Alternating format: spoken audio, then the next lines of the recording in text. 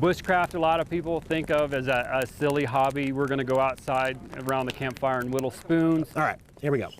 And you say survival, and it sounds scary. I'm going to generate some dust, and I'm going to have you guys come over and kind of take a look at it. What we do is not scary. We are at our main camp in Cripple Creek, Colorado. We are out here today with a bunch of students from all over the nation teaching our beginners survival class. I'm going to bring them to each other. I'm going to pick this up. Got my amber in there. I'm now going to manipulate it carefully and gently. I guess they're getting their feet wet into the realm of survival.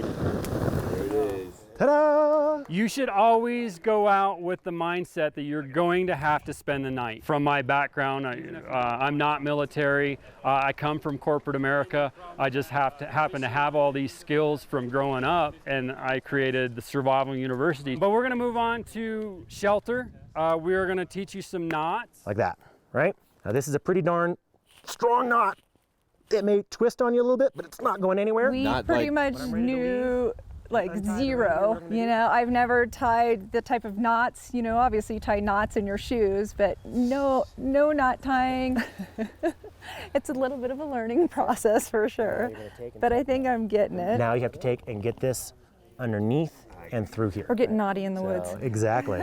Biggest motivation was, well, we spend a lot of our time outside and we want the skills. Hold tension here, bring it up You got it. and around. Whether and they're then going for a grabbing. leisurely stroll in the park or for a slightly longer hike, even if it's something that they're used to, something will eventually go wrong. It happens to people, and it happens all the time. I can't do it with one hand. Okay, show me with your Basically, twos. Fourth generation Colorado, and I am, as much as we've spent time outside, it is ridiculous that I don't have this tool in my toolbox until now, right? I had some basic knowledge, but that should be like Colorado 101, right?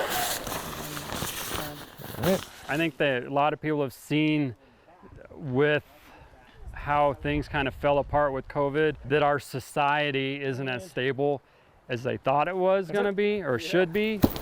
There we go. Best time to teach survival is during a time when everybody's thinking survival. I'm getting it, slowly but surely. They realize that there's a good chance if something goes wrong, nobody's going to come help them. It is so good.